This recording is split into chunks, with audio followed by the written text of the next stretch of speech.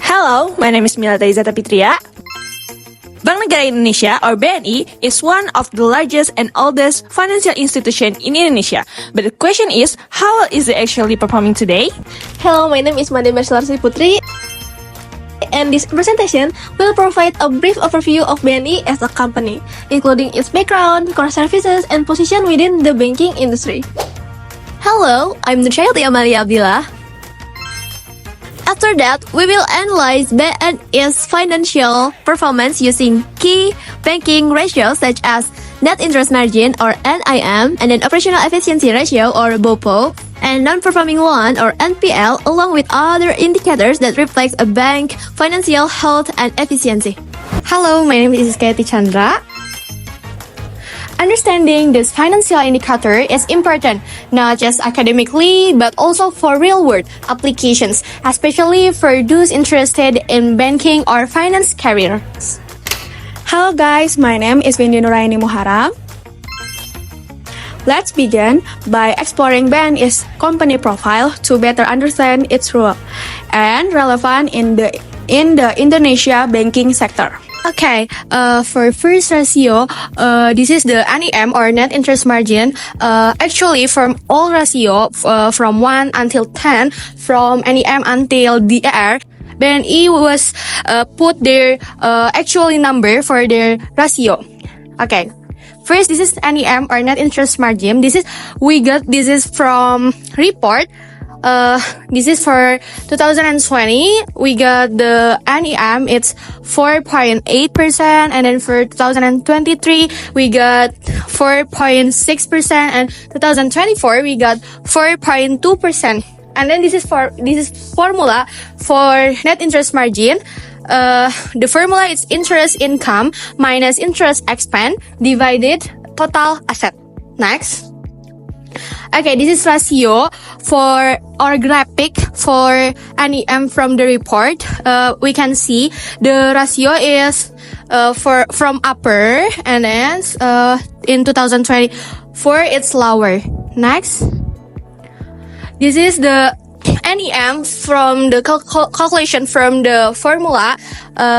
For interest income, we got 54.65, and then interest margin is 13.33, and the total asset is 100.029. And the calculation, we got 4.01. And for the 2023, we got interest income is 60.52, and interest margin is 19.85, and total asset is 1,000.086, and the calculations is 3.74. And the 2024, the interest income is 64.92, and the interest margin is 25.43, and the total asset is 1,129, and the calculation is 3.5.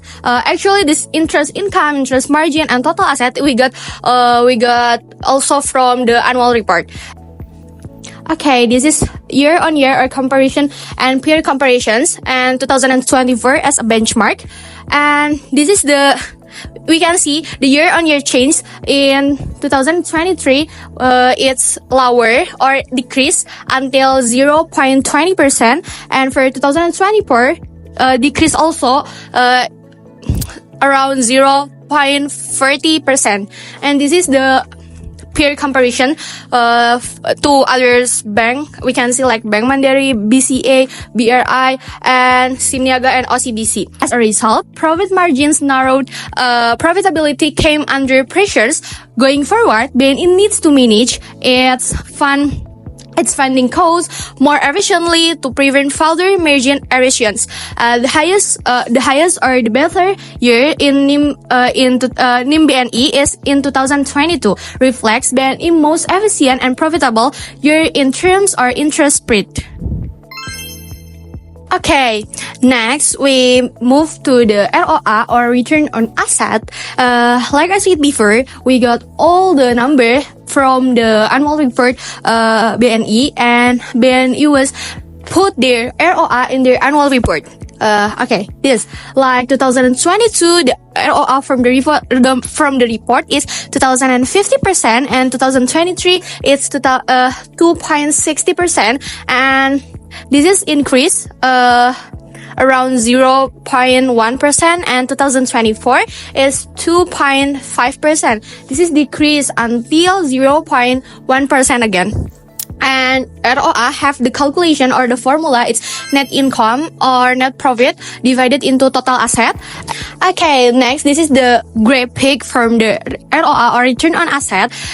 This is same this is from the report, and this is from the calculations of the formula.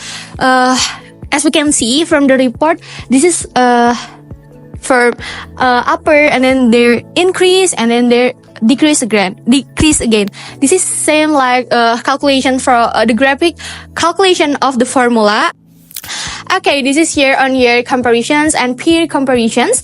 Like I said before, for analysis for all ratio, for analysis we choose or we put from the report, and then this is the bank comparisons. This is bank comparisons, the 2023 as the benchmark, and this is we compare from BCA, Mandiri, OCBC, and Chim Niaga. Okay, next, for the interpretations, BAN is return on asset show a stable upward from 2022 to 2023. It's increased from 2.5% to 2.6% before slightly decreased to 2.5% in 2024.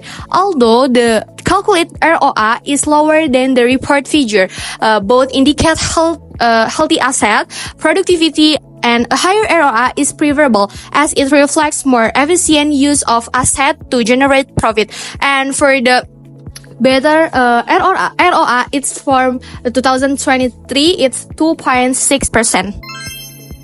Okay, next is about ROE or return on earnings. There are two tables.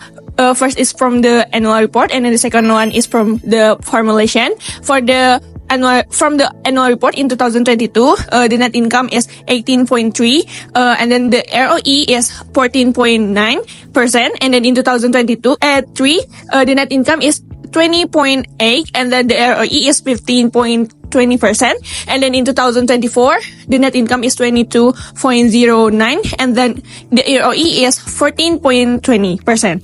And then from the formulation, in 2022, the net income same like in the annual report, and then the shareholders is 140.2 in 2022, and then in 2023 is 154.7, and then in 2024 is 167.2, and then for the calculation in 2022 is 13.06%, and then in 2023 is 13.50%, and then in 2024 is 13.21%.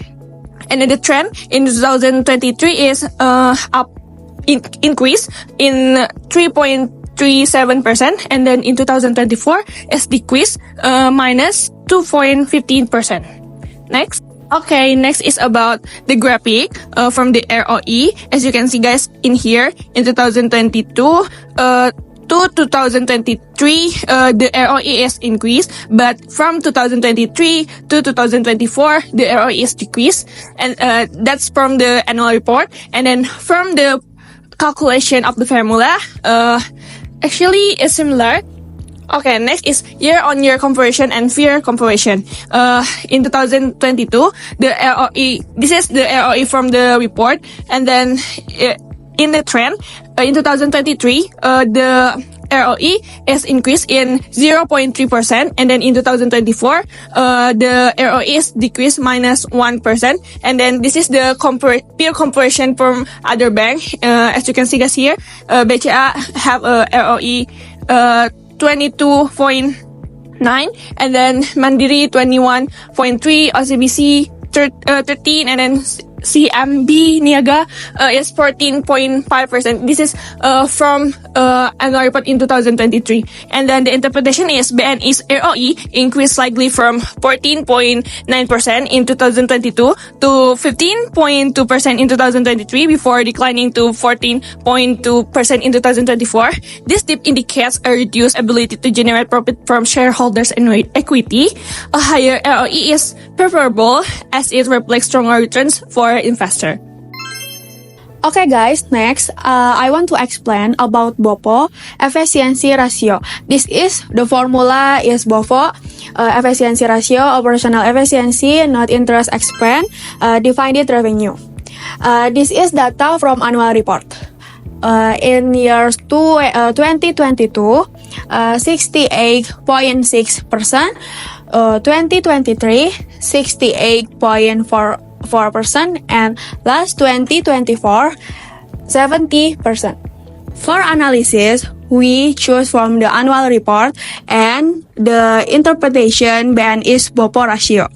Since a lower BOPO indicates better cost efficiency, the better is 2022. The lower, the better. Means BNE is more efficient in controlling operating costs relative to income. A lower BOPO show better operational efficiency and cost management. BNE need to improve its cost control to enhance profitability. Okay, next is about CIR or cost to income ratio. This is the data from annual report from BNE report. As you can see guys, here in 2022, the CIR is 42.6%, and then in 2023, the CIR is 42.9%, and then in 2024, the CIR is 44.6%, and then in a trend, as you can see guys here, in 2023, this is increase in 0.3%, and then in 2024, this is also increased in 1.7%. Next. Okay, next is CIR from the data calculation from the formula, and then the formula is operating expense divided total income minus interest expense. Since a lower CIR is better in 2022, indicates stronger expense control. A declining CIR means BNE is generating more income per unit of cost, improving profitability. BNE needs to tighten cost management to sustain profitability. Okay guys, next, this is NPL, non-performing loan ratio. This is the formula NPL ratio, credit risk exposure, non-performing loans, divided total loans. This is data annual report BNE. In years 2022, 2.8%, 2023, 2.1%, and 2024, 2%. NPL data is taken directly from official annual reporting figures. Since a lower NPL is better, the better is 2024, reflect healthier credit quality. A lower NPL means fewer bad loan and reduced credit risk exposure. This trend support overall financial stability. Okay, next we're gonna talk about the LDR, loan to deposit ratio. It measures the liquidity and lending aggressiveness. And the formula in here is loans divided to deposit, and we got the data in here. In 2022, we get the loan is 646.200, and in deposit from customer is 769.200, and we get the LDR is 84.2%. And in the 2023, we get the loan is 695.100, and the deposit from customer we get the 810.030, and the LDR we get the 85.8%. And in 2024 we get the loan is 775.900, and the deposit from customer we get the 805.511, and we get the LDR in here is 96.1%. And this is we get the data from the annual report, and this is our calculate. And the interpretation is a rising trend indicates BNE is allocating a larger portion of its deposits into loans, which may boost income but reduce liquidity buffers. While higher LDR can support growth, it also means higher liquidity and higher risk if not well managed. Okay, next we're gonna talk about the LAR, loan to asset ratio, and it measures the proportion to asset used for loan distribution. And this is the formula: loans divided to total asset, and this is the data from the BNI annual report. In 2022, we got the total loans is 6.462, and the total asset we got the 1,029.837, and so we got the LAR is 62.77. And in 2023, we get the total loans is 6.951, and the total asset is 1,086.664, and the LAR we get the 63.96. And for the 2024, we get the 7.759, and the total asset we get the 1,129.806, and so we get the LAR 68.65. And this is the data from the annual financial report from BNI, and this is the our calculate from the data. And the interpretation is, the increasing trend suggests a stronger focus on loan growth to drive revenue. While this can enhance return, it also raises risk exposure if assets diversification is not well balanced. Okay, next, we're gonna talk about CAR or capital adequacy ratio and DER or debt equity ratio. This is two last ratio in our analysis, so let's start right away with CAR here. Here we can see the BNI's CAR trend from 2022 to 2024. In 2022, CAR was 19.30%, and it increased significantly to 22% in 2023, and then slightly dropped to 21.40% in 2024. So overall, there was an improvement from 2022 to 2023, but followed by a small correction in 2024. So we can see here, looking at the breakdown, the CAR increased in 2023 because the total capital increased from 131 billion to 142 billion in 2023. And then for the RWA, risk-weighted assets, actually decreased from 681 to 646 billion.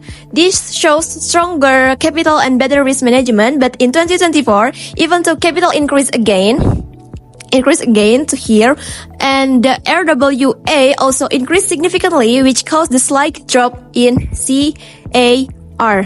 Okay, we can take a look from this both graph. This is the same. So from the graph, we can clearly see a sharp increase in 2023, followed by a small decline in 2024. In 2023, BNI's CAR stood at 22%. This was higher than Mandiri at 21.5%, but still lower than BCA and OCBC, which were above 24%. So while BNI's capital position is solid, there is still room for improvement compared to some other major banks. Okay, now let's move on to the last ratio, which is DER or debt to equity ratio. So we can see, looking at the DER from 2022 to 2024, we can see a decreasing trend. It was 6.35 in 2022 and dropped to the 6.2 in the 2023 and went further down to 5.76 in 2024. This decrease indicates that BNI is reducing its reliance on debt to finance its operations.